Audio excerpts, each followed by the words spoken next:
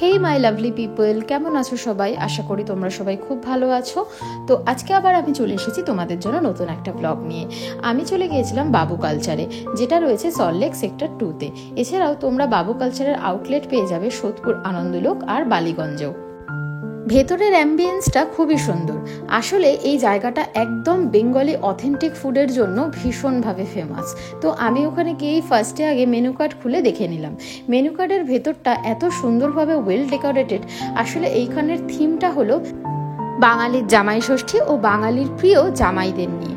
তাই বাঙালির প্রিয় শাশুড়িদের জামাইদের কথা মাথায় রেখেই বাবু কালচারের ভিতরের থিমটা কিন্তু বানানো হয়েছে। তোমরা দেখে বুঝতেই পারছো একদম বেঙ্গলি ট্র্যাডিশনাল অথেন্টিক সুন্দর সুন্দর পেইন্টিং আর খাবার দাবার রয়েছে। তো চলো মেনুগুলো দেখে নেওয়া যাক।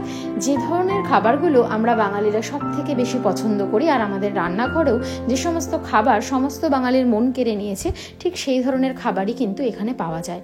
তো এখানে আমি নিয়েছিলাম এক রকমের থালি, যেটার নাম ছিল মহাভুরিভোজ থালি। এছাড়াও আরও অনেক রকমের থালি কিন্তু এখানে পাওয়া যায়। মিনি ভোজ, ভুরি ভোজ, মহাভোজ, এরকম আরও বিভিন্ন দামের থালি তোমরা এখানে পেয়ে যাবে, যেগুলোর প্রত্যেকটাতেই থাকে বাঙালির অথেন্টিক মেনু।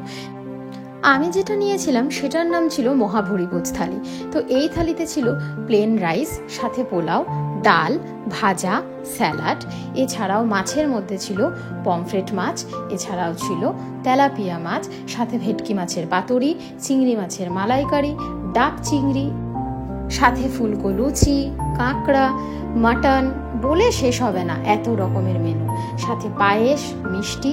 যাই হোক, এত রকম মেনু সামনে রেখে বসে এইভাবে রেজিস্ট করা কিন্তু খুব মুশকিল। তোমরা যদি পারো অবশ্যই কিন্তু একবার বাবু কালচার থেকে ঘুরে এসো, আশা করি খুব ভালো লাগবে। চলো আবার দেখা হচ্ছে পরের ভিডিও। সবাই খুব ভালো থেকো।